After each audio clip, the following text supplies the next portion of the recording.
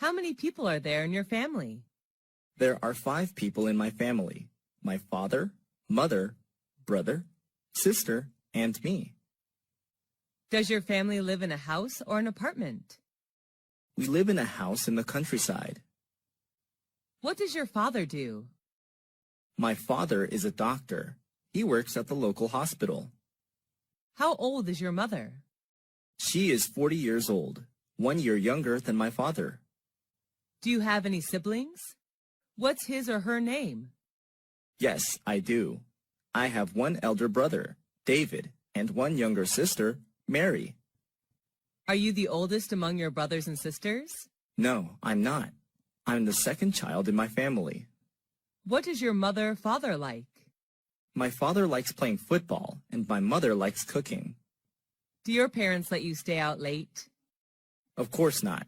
They always ask me to get home before 10 p.m. each night. Do you stay with your parents? Right now, no.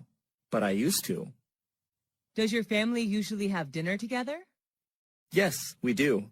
My mom always prepares delicious meals for us.